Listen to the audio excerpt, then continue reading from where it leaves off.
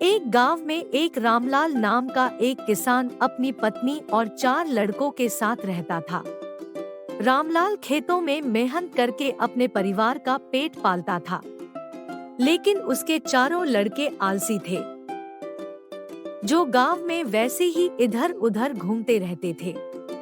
एक दिन रामलाल ने अपनी पत्नी से कहा कि अभी तो मैं खेतों में काम कर रहा हूँ, लेकिन मेरे बाद इन लड़कों का क्या होगा? इन्होंने तो कभी मेहनत भी नहीं करी, ये तो कभी खेत में भी नहीं गए।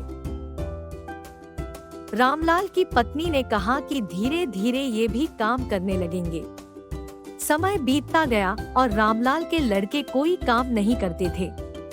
एक बार रामलाल बहुत बीमार पड़ गया। वह काफी दिनों तक बीमार ही रहा। उसने अपनी पत्नी को कहा कि वह चारों लड़कों को बुला कर लाए। उसकी पत्नी चारों लड़कों को बुलाकर लाई। रामलाल ने कहा, लगता है कि अब मैं ज्यादा दिनों तक जिंदा नहीं रहूंगा। रामलाल को चिंता थी कि उसके जाने के बाद उसके बेटों का क्या होगा। इसलिए उसने कहा, बेटों, मैंने अपने जीवन में जो भी कुछ कमाया है वह खजाना अपने खेतों के नीचे दबा रखा है। मेरे बाद तुम उसमें से खजाना निकालकर आपस में बांट लेना। यह बात सुनकर चारों लड़के खुश हो गए।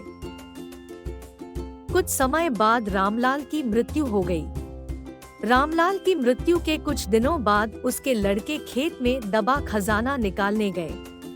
उन्होंने सुबह से लेकर शाम तक सारा खेत खोद दिया, लेकिन उनको कोई भी खजाना नजर नहीं आया। लड़के घर आकर अपनी माँ से बोले, माँ, पिताजी ने हमसे झूठ बोला था, उस खेत में हमें कोई खजाना नहीं मिला। उसकी माँ ने बताया कि तुम्हारे पिताजी ने जीवन में यही घर और खेत ही कमाया है, लेकिन अब तुमने खेत खोद ही दिया है तो उसमें बीज बो दो। इसके बाद लड़कों ने बीज बोए और माँ के कहानुसार उसमें पानी देते गए। कुछ समय बाद फसल पककर तैयार हो गई, जिसको बेचकर लड़कों को अच्छा मुनाफा हुआ, जिसे लेकर वह अपनी माँ के पास पहुँचे। माँ ने कहा कि तुम्हारी मेहनत ही असली खजाना है, यही तुम्हारे पिताजी तुमको समझाना चाहते थे। हमें इस स्टोरी से ये सीख मिलती है कि हमें आलस्य को त्याग कर मेहनत करना चाहिए। मेहनत ही इंसान की असली दौलत है।